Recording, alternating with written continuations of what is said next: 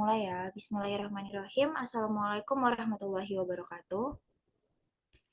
Yang terhormat kepada Bapak Dr. Ade Jamal Mirdad MSI beserta teman-teman sekalian yang saya banggakan. Sebelumnya perkenalkan kami dari kelompok 4. Saya Syayuril selaku moderator pada presentasi hari ini. Boleh di next slide.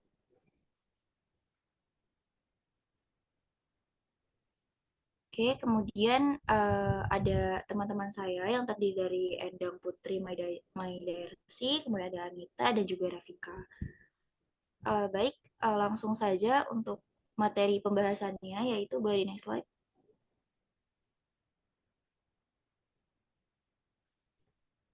Untuk materi pembahasannya pada presentasi hari ini diawali dari perkembangan bank, kemudian dilanjutkan oleh jenis-jenis bank, kesehatan dan rahasia bank, penghimpunan dan penyaluran dana bank umum, kredit bank, dan juga clearing.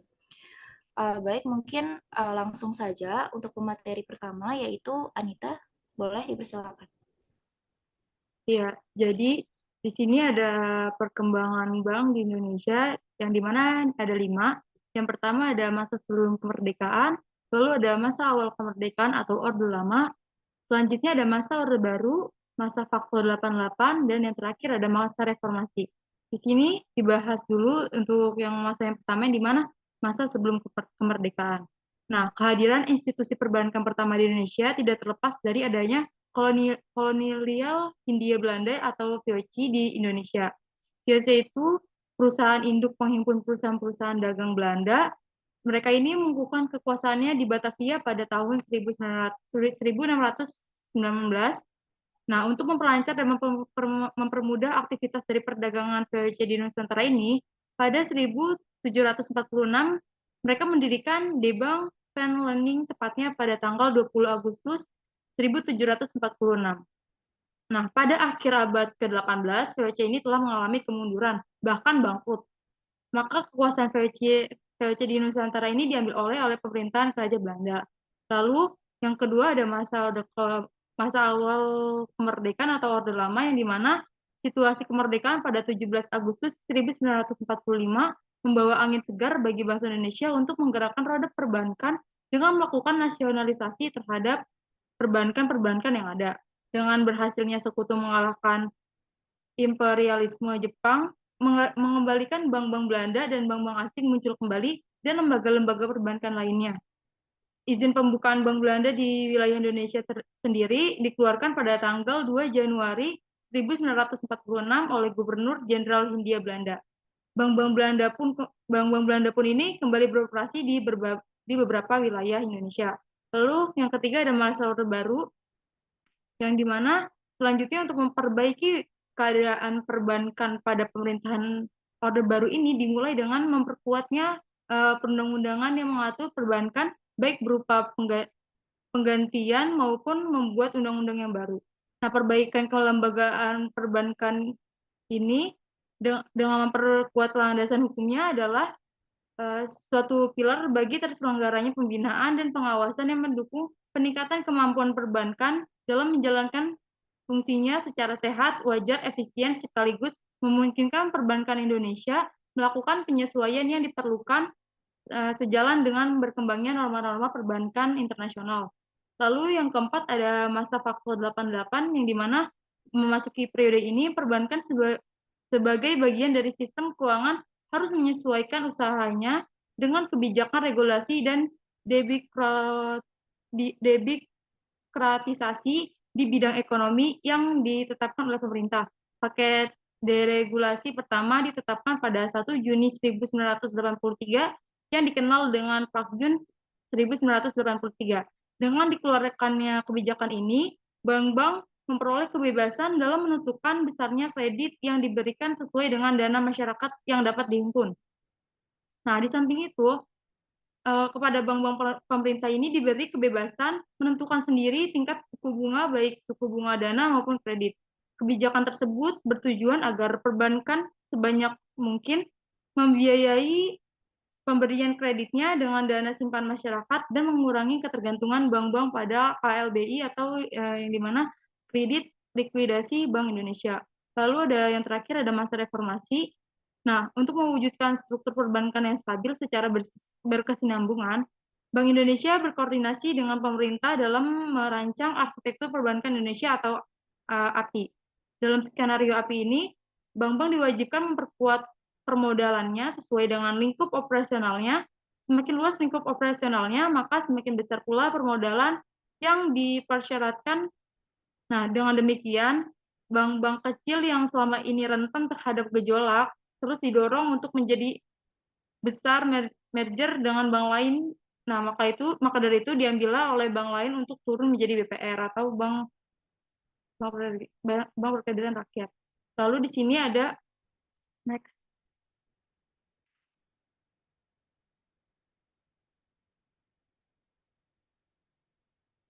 Baik, lalu di sini ada beberapa jenis bank, ada 4. Yang pertama ada jenis bank berdasarkan fungsi, lalu yang kedua ada jenis bank berdasarkan kepemilikan. Next. Selanjutnya ada jenis bank berdasarkan status, dan yang terakhir ada jenis bank berdasarkan kegiatan operasionalnya. Nah, kembali lagi ke slide sebelumnya, yang dimana ada jenis bank berdasarkan fungsi. Nah, jenis bank berdasarkan fungsi ini terbagi lagi menjadi 3. Yang pertama ada bank sentral, yang kedua ada bank umum, dan yang ketiga ada bank perkreditan rakyat atau BPR. Nah, yang pertama ada bank sentral, di mana bank sentral ini adalah bank institusi yang bertanggung jawab untuk menjaga stabilisasi harga atau nilai suatu mata uang yang berlaku di negara tersebut. Nah, di Indonesia ini bank sentral yang ditunjukkan oleh undang-undang adalah Bank Indonesia. Lalu yang kedua ada bank umum, di mana peraturan Bank Indonesia nomor 9 garis miring 7 garis miring PBI garis miring 2007, bank yang melaksanakan kegiatan usaha secara konvensional dan berdasarkan prinsip syariah dalam kegiatannya memberikan jasa dalam lalu lintas pembayaran. Lalu yang ketiga ada Bank Perkreditan Rakyat atau BPR, yang dimana melaksanakan kegiatan usaha secara konvensional atau berdasarkan prinsip syariah, yang dalam kegiatannya tidak memberikan jasa dalam lalu lintas pembayaran. Lalu ada jenis bank yang kedua, yang dimana jenis bank berdasarkan kepemilikan.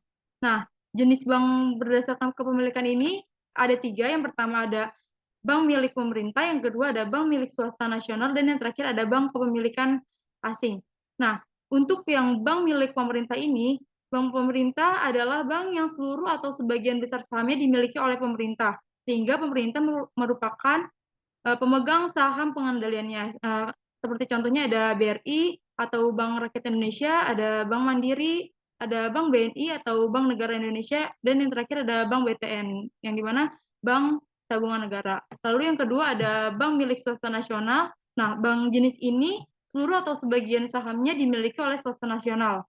Akte pendirinya menunjukkan kepemilikan ke swasta. Begitu pula pembagian keuntungnya untuk pihak swasta. Nah, contoh dari bank ini adalah BCA, yang dimana Bank Sentral Asia, ada Bank Mega, Bank Panin, dan lain sebagainya. Lalu yang terakhir ada bank kepemilikan asing. Nah, bank kepemilikan asing ini adalah bank yang sebagian atau seluruh kepemilikan sahamnya dikuasai oleh pihak asing, di mana pihak asing tersebut terbukti menjadi pengendali atas bank tersebut. Yang pertama ada bank kantor cabang dari bank yang berkedudukan di luar negeri. Yang kedua ada bank yang dimiliki baik secara sendiri atau bersama warga negara asing sebesar 50%. Lalu yang ketiga ada bank yang dimiliki baik secara sendiri atau bersama warga negara asing kurang dari 50%. Next.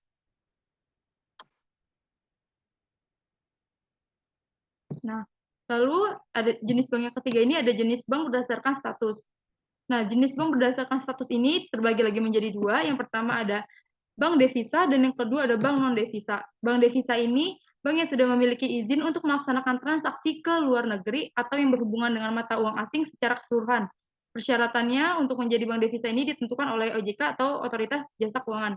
Lalu yang kedua ada bank non-devisa, yang dimana bank ini tuh belum mempunyai izin untuk melaksanakan transaksi sebagai bank devisa. Nah, sehingga tidak dapat melaksanakan kegiatannya seperti bank devisa. Lalu jenis bank yang keempat yaitu jenis bank berdasarkan kegiatan operasional, yang dimana jenis bank ini tuh terbagi lagi menjadi 2. Yang pertama ada bank konvensional, dan yang kedua ada bank syariah. Yang dimana bank konvensional ini merupakan bank yang dalam operasionalnya menerapkan metode bunga. bank memberikan bunga kepada nasabah untuk menarik dana mereka, seperti kayak tabungan, giro, dan deposito. Lalu yang kedua ada bank syariah yang dimana bank ini tuh beroperasi sesuai dengan prinsip dan ketentuan syariah Islam, khususnya menyangkut tata cara bermuamalah secara Islam. Falsafah dasar beroperasinya bank syariah ini yang menjiwai seluruh hubungan transaksinya adalah seperti efisien, keadilan, dan kebersamaan. Baik, saya kembalikan kepada moderator. Baik, terima kasih kepada Anita. Untuk materi selanjutnya, kepada Endang dipersilakan. Oke, terima kasih moderator. Di sini saya akan menjelaskan mengenai kesehatan dan rahasia bank. Di kesehatan terlebih dahulu, kesehatan bank ini dapat diartikan sebagai kemampuan suatu bank untuk melakukan kegiatan operasional perbankan secara normal dan mampu memenuhi kewajibannya dengan baik dan dengan cara yang sesuai dengan peraturan perbankan yang telah berlaku. Kegiatan tersebut itu meliputi kemampuan menghimpun dana dari masyarakat, dari lembaga atau modalnya sendiri. Lalu yang kedua itu kemampuan untuk memenuhi kewajiban kepada masyarakat, karyawan, pemilik modal, dan pihak lainnya yang terlibat. Lalu yang ketiga ada kemampuan untuk mengelola dananya, yang keempat ada kemampuan untuk menyalurkan dana ke masyarakat, dan yang terakhir adalah pemenuhan peraturan perbankan yang berlaku. Lalu di sini aturan kesehatan bank sendiri pun udah diatur oleh Undang-Undang Dasar yang berdasarkan Undang-Undang Dasar Nomor 10 Tahun 1998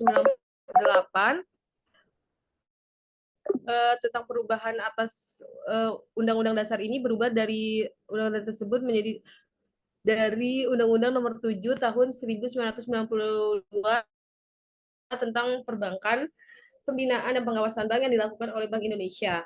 Lalu undang-undang tersebut ini menetapkan beberapa poin yang saya ambil di sini ada 3 poin penting, yaitu yang pertama itu bank wajib memelihara tingkat kesehatan bank sebagai sesuai dengan ketentuan kecukupan modal, kualitas aset, kualitas manajemen, likuiditas, rentabilitas, solvabilitas, dan aspek lainnya yang berhubungan dengan usaha bank ini dan wajib melakukan kegiatan usaha yang sesuai dengan prinsip kehati-hatian.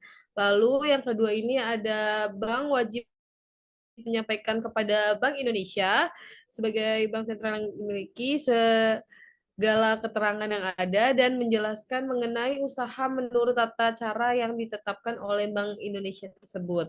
Lalu yang ketiga ini ada bank wajib menyampaikan kepada Bank Indonesia neraca, perhitungan laba, rugi tahunan dan penjelasan lainnya, serta laporan berkala lainnya dalam waktu dan bentuk yang ditetapkan oleh Bank Indonesia. Neraca dan perhitungan laba rugi tahunan tersebut wajib terlebih dahulu diaudit oleh akuntan publik. Lalu ada beberapa poin lainnya yang bisa saya jelaskan nanti. Di sini juga ada penilaian tingkat kesehatan bank. Penilaian ketika kesehatan bank ini memiliki beberapa faktor yang dikenal dengan faktor Camels. Yang pertama ini ada faktor pemodalan atau kapital. Yang kedua ada faktor kualitas aset atau aset quality. Dan yang ketiga itu ada manajemen. Yang keempat ada rentabilitas.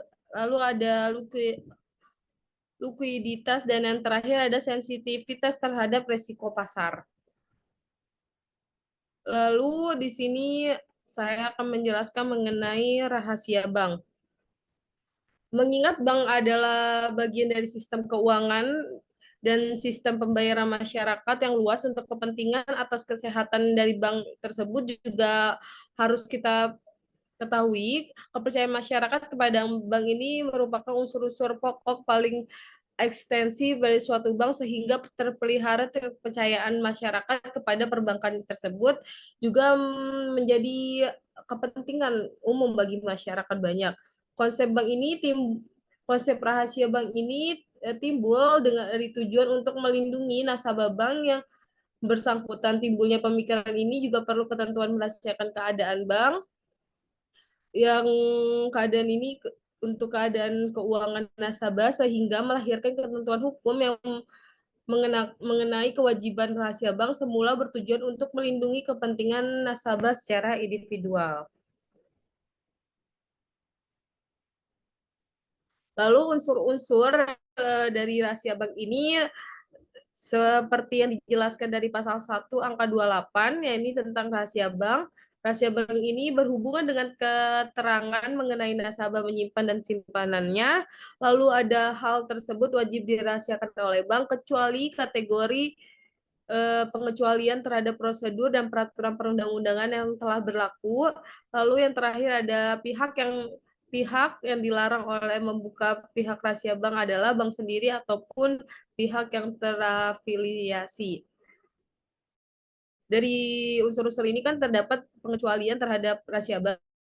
Nah, ini terdapat beberapa poin. Yang pastinya pertama adalah kepentingan dalam perpajakan, lalu yang kedua adalah penyelesaian piutang bank yang diserahkan kepada BUPLN atau PUPN, lalu yang ketiga ada kepentingan peradilan dan dalam perkara pidana, lalu selanjutnya ada perkara perdata antara bank dengan nasabah, lalu ada tukar menukar informasi antar satu bank dengan bank lainnya, lalu ada atas permintaan, persetujuan dan kuasa dari nasabah untuk nasabah yang menyimpan uang tersebut yang dibuatkan secara tertulis. Lalu yang terakhir ini dalam hal nasabah menyimpan telah meninggal dunia. Jadi sekian dari saya, mungkin saya kembalikan kepada moderator. Baik, terima kasih Edang atas penjelasannya. Untuk materi selanjutnya yaitu ada kegiatan pada bank umum atau aktivitas bank umum.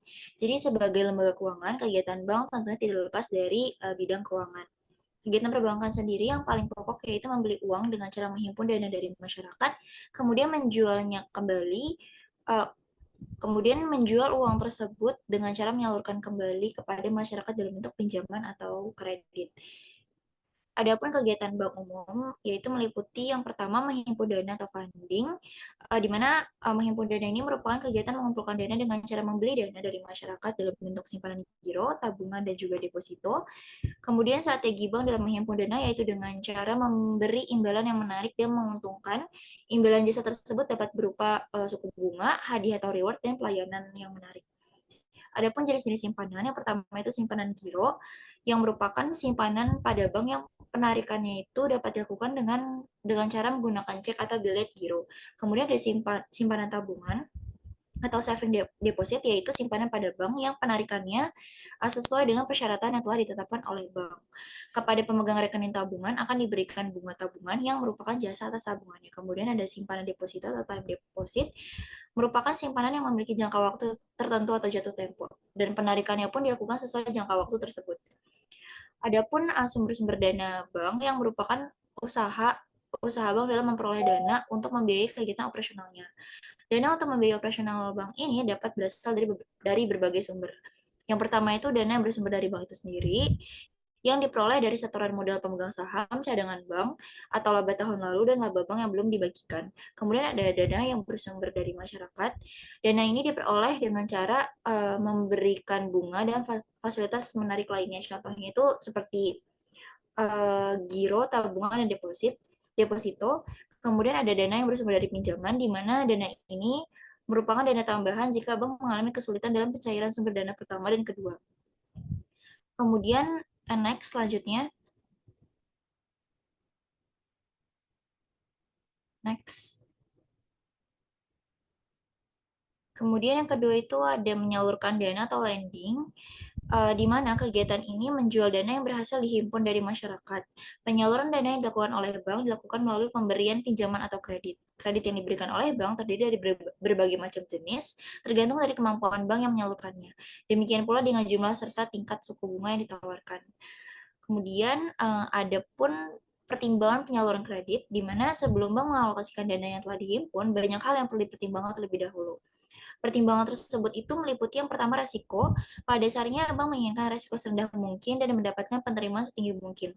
Dengan demikian, bank dapat memperoleh penerimaan untuk membiayai keseluruhan biaya operasional bank, seperti biaya bunga, biaya tenaga kerja, dan untuk mendapatkan laba. Yang kedua yaitu jangka waktu. Dana yang berhasil dihimpun oleh bank memiliki berbagai macam jangka waktu pengembaliannya. Berdasarkan pertimbangan, bank memilih berbagai macam bentuk aktiva dengan mempertimbangkan jangka waktu aktiva tersebut dapat dijadikan alat liquid. Adapun jenis-jenis kredit atas dasar tujuan penggunaannya, pertama itu ada kredit investasi, di mana kredit ini diberikan kepada pengusaha yang melakukan investasi atau penanaman modal. Kemudian ada kredit modal kerja, di mana kredit ini digunakan sebagai modal usaha atau untuk keperluan meningkatkan produksi operasional usahanya. Kemudian ada kredit konsumsi, di mana kredit ini digunakan untuk keperluan pribadi. Kemudian next, yang ketiga itu bank juga memberikan layanan jasa-jasa bank lainnya. Jasa-jasa bank lainnya ini merupakan kegiatan penunjang untuk mendukung kelancaran kegiatan menghimpun dan menyalurkan dana, serta untuk memberikan pelayanan kepada nasabahnya. Semakin lengkap jasa-jasa bank yang dapat dilayani oleh suatu bank, maka akan semakin baik. Adapun praktik ataupun jasa-jasa yang ditawarkan oleh bank, yang pertama itu meliputi pengiriman uang atau transfer, di mana di mana transfer ini merupakan pengiriman sejumlah uang atau valuta asing oleh bank atas nasabah yang ditujukan kepada pihak lain. Kemudian ada clearing, yaitu pertukaran warkat antar bank baik atas nama bank maupun nasabah yang hasil perhitungannya diselesaikan pada waktu tertentu. Kemudian ada inkaso, yaitu kegiatan jasa bank melakukan amanat pihak ketiga dalam bentuk penagihan kepada seseorang ataupun badan tertentu di kota lain yang ditunjuk oleh pihak pemberi amanat. Kemudian ada safe deposit box, di mana jasa layanan penyewaan kotak penyimpanan surat-surat berharga atas harta milik nasabah. Kepada nasabah penyewa box ini dikenakan biaya sewa yang besarnya itu tergantung ukuran box serta jangka waktu penyewaannya. Kemudian ada bank card atau kartu kredit, di mana fasilitas kredit yang diberikan bank dengan cara memberikan kartu kredit. Kemudian ada bank notes, yaitu jasa penukaran valuta asing, di mana dalam jual beli banknotes ini bank menggunakan nilai kurs. Kemudian ada bank garansi, di mana pelayanan bank ini yaitu jaminan yang diberikan bank kepada nasabah untuk memenuhi suatu kewajiban. Apabila pada kemudian hari pihak terjamin ternyata tidak memenuhi kewajiban kepada pihak lain sesuai dengan perjanjiannya, maka bank itu mengeluarkan bank garansi dengan tujuan agar nasabah dapat menyelesaikan suatu transaksi. Kemudian ada LC atau letter of credit, yaitu salah satu jasa yang ditawarkan oleh bank dalam rangka pembelian barang berupa penangguhan pembayaran pembelian oleh pembeli sejak LC dibuka sampai dengan jangka waktu tertentu sesuai perjanjian. Kemudian ada cek wisata atau traveler check, yaitu cek yang dapat digunakan untuk transaksi ataupun dibeli dan ditukarkan kembali dalam mata uang yang dikehendaki nasabah selama dalam perjalanan. Kemudian ada jual beli surat-surat berharga, surat berharga pasar uang atau SBP, surat berharga pasar uang atau SBPU, yaitu surat berharga yang dapat diperjualbelikan secara diskonto dengan Bank Indonesia atau lembaga keuangan yang ditunjuk oleh Bank Indonesia. Kemudian yang terakhir adalah bank draft, yaitu wesel yang dikeluarkan oleh bank kepada para nasabahnya. Nah, wesel ini dapat diperjualbelikan apabila nasabah membutuhkannya. Baik, mungkin untuk materi berikutnya akan dijelaskan oleh Rafika. Kepadanya dipersilakan. Baik, terima kasih untuk moderator. Di sini saya ingin menjelaskan mengenai kredit bank, yang dimana definisi kredit bank ini adalah pemberian penggunaan suatu uang atau barang kepada orang lain di waktu tertentu dengan jaminan atau tidak. Dan ini digunakan seseorang untuk mendapatkan modal demi mengembangkan usahanya. Lalu di sini terdapat fungsi dan tujuan dari kredit bank itu sendiri, di mana tujuannya mencari keuntungan untuk mendapatkan keuntungan dalam bentuk bunga yang bank terima sebagai balas jasa dan biaya administrasi kredit yang dibebankan kepada nasabah. Yang kedua, membantu usaha nasabah, di mana kredit ini bertujuan untuk membantu nasabah yang memerlukan dana baik untuk investasi maupun dana untuk modal kerja atau konsumsi. Yang ketiga di sini terdapat membantu pemerintah, yang dimana prinsipnya semakin banyak kredit yang dapat disalurkan, menandakan adanya kuncuran dalam dana dalam rangka peningkatan pembangunan di berbagai sektor, terutama sektor real. Lalu di mana fungsinya pertama meningkatkan daya guna uang dan barang, kedua meningkatkan peredaran uang, ketiga meningkatkan peredaran barang, dan keempat alat stabilitas ekonomi, yang dimana stabilitas kredit ini yang diberikan dapat menambahkan jumlah barang yang diperlukan oleh masyarakat. Next slide.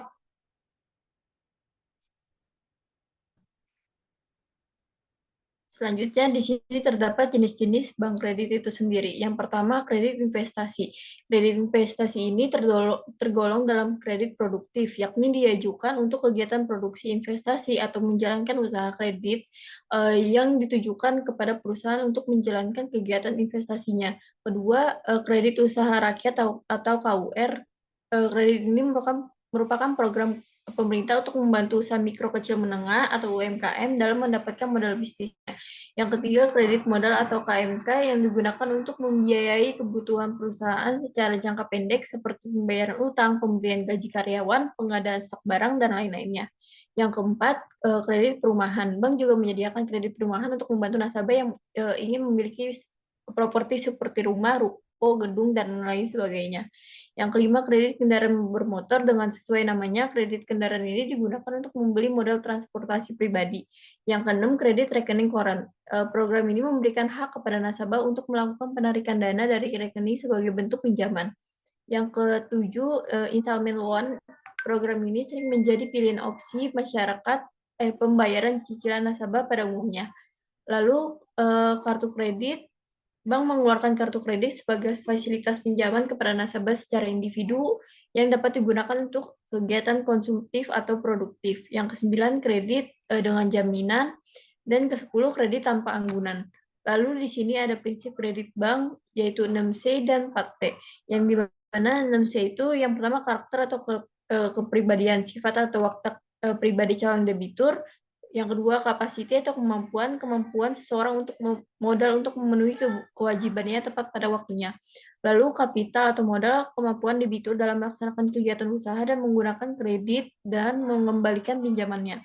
Lalu kolateral atau jaminan anggunan, jaminan yang harus disediakan sebagai bentuk pertanggungjawaban jika pihak debitur tidak dapat melunasi utangnya.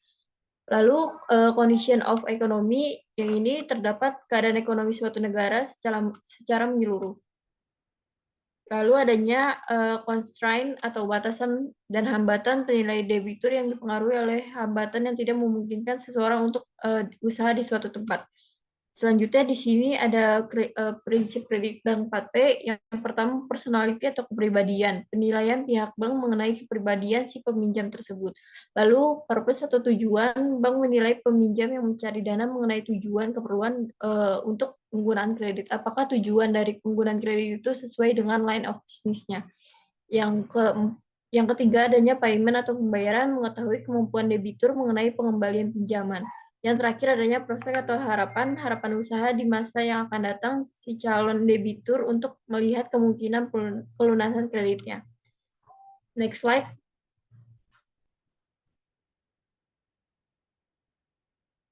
Baik, di sini terdapat clearing bank, yang dimana definisi clearing bank itu sendiri adalah bentuk penyelesaian transaksi dan juga pembukuan dengan cara memindahkan jumlah saldo kepada pihak yang berhak menerimanya. Tapi secara umum, clearing bank ini sebagai salah satu sarana perhitungan utang piutang dalam bentuk surat berharga maupun surat dagang dari bank milik nasabah yang sudah digelar oleh Bank Indonesia atau pihak resmi lainnya.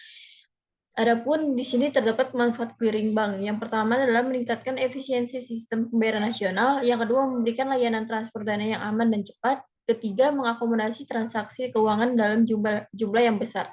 Lalu di sini adanya jenis-jenis clearing bank. Yang pertama adalah clearing umum. Jenis pertama pada clearing ini adalah merupakan sarana perhitungan warkat atau antara bank di mana dalam prosesnya akan diawasi dan menggunakan sistem yang sudah diatur oleh Bank Indonesia. Yang kedua, clearing lokal. Clearing lokal ini adalah sarana perhitungan warkat antara bank dalam suatu wilayah, adapun ketentuannya yang sudah diatur di wilayah tersebut. Yang ketiga, clearing antar cabang. Yang di mana clearing antar cabang ini adalah sarana perhitungan warkat yang khusus dilakukan antara bank dalam satu wilayah tertentu. Sesuai dengan namanya, cara pelaksanaan clearing bank ini mengumpulkan seluruh perhitungan dari kantor cabang tersebut. Next slide.